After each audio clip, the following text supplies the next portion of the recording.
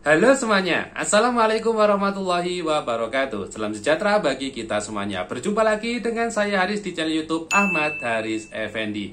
Pada kesempatan kali ini adalah momen sharing informasi. Karena kemarin saya baru saja menemui penerima manfaat ya, di mana dia itu menerima PKH ataupun BPNT, tapi mengaku kepada kami dia ingin mendapatkan PKH. Kita mengira atau menduga dia itu ingin coba usul menjadi peserta PKH.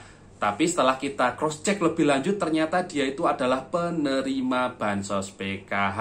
Dan dia menyampaikan bahwasannya sudah ke kantor desa ya, bahkan di sana diarahkan ke pendamping dan sebagainya karena adanya kesalahan menyampaikan informasi. Sehingga anggapan pihak desa, anggapan pendamping itu berbeda dengan kasus yang dia alami. Hal ini mungkin menjadi pembelajaran khususnya bagi Anda penerima bansos agar lebih berhati-hati dalam menyampaikan keluhan yang Anda hadapi. Nah, seperti apa keluhan yang dihadapi oleh penerima manfaat yang satu ini nanti akan saya ceritakan pada kesempatan kali ini ya. Tapi sebelumnya, bagi Anda yang mungkin ingin mengetahui terkait jadwal pencairan bansos PKH ataupun BPNT, Anda bisa simak informasi yang sudah saya upload sebelumnya terkait update pencairan PKH dan BPNT. Bisa Anda simak videonya atau Anda bisa klik link yang ada di atas ini. Karena kami dapat kabar bahwasanya pencairan PKH dan BPNT dikabarkan mengalami pengunduran ya. Seharusnya bulan Januari tapi ternyata mundur seperti itu. Baik, seperti apa kabar hari ini terkait kasus yang dialami oleh KPM tadi yang saya ceritakan? Kita akan simak penjelasan berikut ini.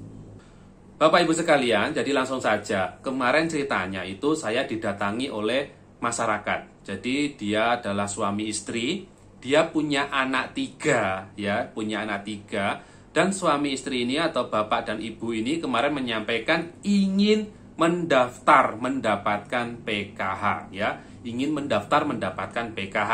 Kita memberikan penjelasan terkait bagaimana cara mendaftar, harus bagaimana, terus kemana. Lalu dia menyampaikan kepada kami kalau dia sudah ke kantor desa. Tapi di kantor desa malah diarahkan ke pendamping. Pendamping bingung, diarahkanlah ke kita ya, seperti itu.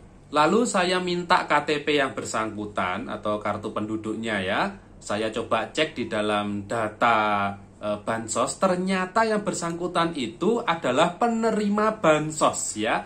Dia itu menerima PKH, menerima BPNT, dan menerima BLT, BBM, juga PBI.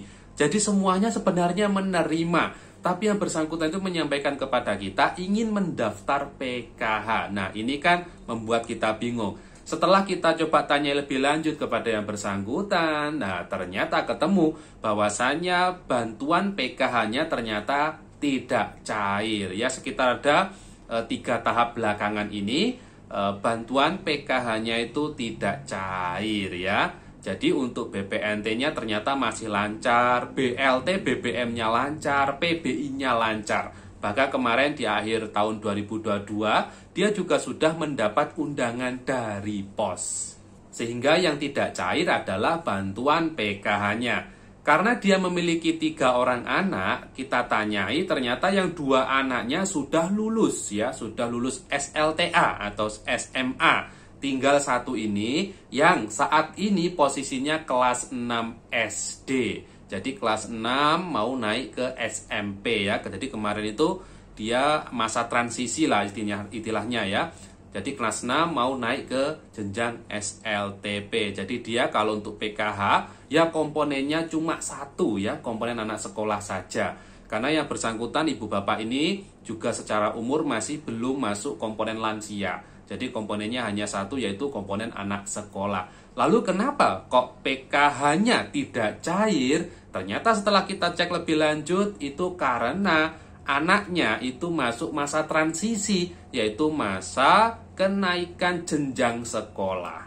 Sehingga ditemukanlah penyebab kenapa PKH-nya tidak cair, ya karena itu. Karena anaknya baru kelas 6 masuk ke kelas 1 ya. Jadi mungkin di sistem Dapodiknya juga masih belum update. Nah, biasanya kalau nanti sudah update ya, pencairan PKH berikutnya mungkin di tahun 2023 ada kesempatan PKH-nya cair lagi. Sehingga kemarin PKH-nya itu tidak dihapus ya. Kita cek dalam sistem juga tidak ada penghapusan atau tidak ada pelaporan penghapusan. Itu murni karena anaknya itu masuk masa transisi. Sehingga PKH-nya tidak cair.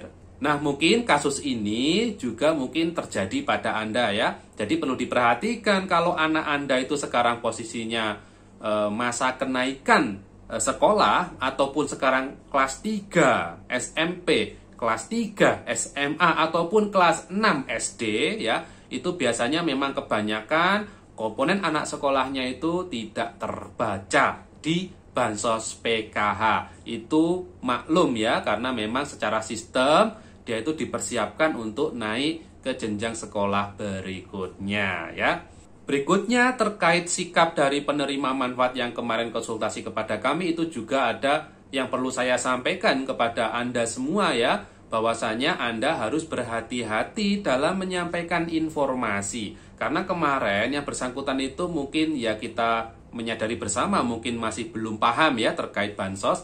Dia itu menyampaikan ke kelurahan atau ke desa atau ke pendamping juga menyampaikan ingin mendaftar bansos. Nah, mungkin pemahaman dari desa atau kelurahan ya pahamnya, oh ini mungkin ingin diusulkan mendapat bantuan. Nah, itu hati-hati ya. Jadi Anda sampaikan secara jujur ya, secara jujur Anda itu pernah dapat bantuan apa tidak. Kalau dapat ya sampaikan bantuan apa itu, apakah sembako, apakah PIP, apakah PKH sebelumnya, dan permasalahannya apa, apakah karena tidak cair atau bagaimana. Kalau tiba-tiba Anda menyampaikan ingin mendapat bantuan ya, dan tapi sebelumnya Anda adalah penerima bantuan, saya khawatirnya nanti Anda akan diusulkan ke data baru. Kalau nanti Anda diusulkan data baru, nah itu biasanya akan menghapus semua bansos yang pernah Anda terima sebelumnya. Dan pengusulannya ini belum tentu langsung diterima. Bisa jadi tidak diterima, bisa jadi diterima. Nah itu salah satu konsekuensi yang paling buruk yang bisa terjadi. Sehingga kalau ada permasalahan Anda sampaikan secara detail, Anda itu dulu pernah dapat bantuan apa tidak ya, dan bagaimana nanti agar pihak desa atau kelurahan atau dinas sosial atau mungkin pendamping bisa memahami kira-kira permasalahan Anda itu ada di mana ya. Baik, saya kira itu ya cerita yang bisa saya sampaikan, sehingga pada cerita ini ada beberapa hikmah yang bisa kita ambil ya. Yang pertama, kalau Anda mengalami permasalahan ya terkait bansos, Anda sampaikan secara jujur ya, secara jujur, jangan setengah-setengah. Ceritakan dulu mungkin Anda dapat apa dulunya dan sebagainya agar nanti bisa dicari solusinya ya. Hikmah yang kedua, terkait PK tidak cair dan Anda punya komponen anak sekolah, nah itu dicek dulu kalau anak Anda masuk ke masa transisi ya, kelas 6 SD, kelas 3 SMP, kelas 3 SMA, memang kebanyakan bantuan PKH-nya memang tidak cair ya, seperti itu. Baik, saya kira itu yang bisa saya sampaikan ya, cukup panjang, semoga bisa difahami dan semoga bermanfaat. Ketemu lagi dengan saya Haris di video saya berikutnya. Mohon maaf kalau ada kesalahan kata dan ucap, dan wassalamualaikum warahmatullahi wabarakatuh.